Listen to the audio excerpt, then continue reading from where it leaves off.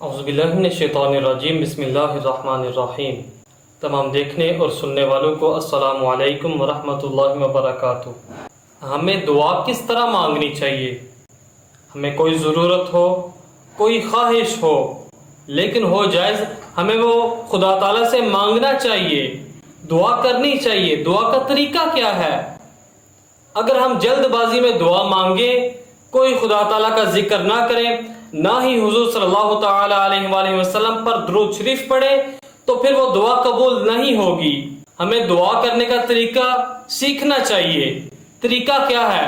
अब हदीस मुबारक सुनते हैं कि रसूलुल्लाह सल्लल्लाहु तआला अलैहि वसल्लम के सामने एक आदमी ने दुआ मांगी।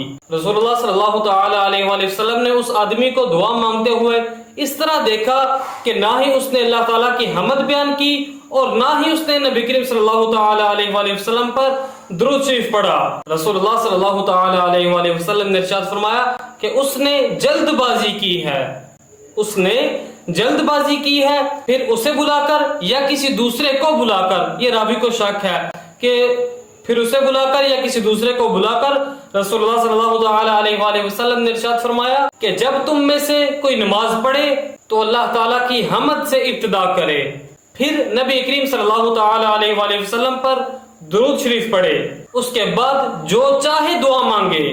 ये हुजूर सल्लल्लाहु तआला अलैहि वसल्लम ने दुआ का हमें तरीका सिखाया है। हमें इस तरीके के मुताबिक दुआ मांगनी चाहिए। रसूलुल्लाह सल्लल्लाहु तआला अलैहि वसल्लम हमारा पढ़ा हुआ दुरूद शरीफ सुनते हैं, उसका जवाब भी देते हैं। अब हदीस मुबारक सुनते हैं कि रसूलुल्लाह सल्लल्लाहु तआला अलैहि वसल्लम ने इरशाद फरमाया कि जब तुम में से कोई मुझ पर दुरूद भेजता है तो खुदा ताला मेरी रूह मुझे लौटा देता है, यहाँ तक कि मैं उसके सलाम का जवाब देता हूँ। हमें हुजूर सल्लल्लाहु तआला अलैहि वसल्लम पर दुरूद शरीफ पढ़ना चाहिए। हुजूर सुनते भी हैं, उसका जवाब भी देते हैं। हमें हर वक्त दुरूद शरीफ पढ़ना चाहिए। अल्लाह ताला की बारगाह में दुआ है कि अल्लाह ताला हमें हर वक्त दुरूद शरीफ पढ़ने की तौफीक अता फरमाए।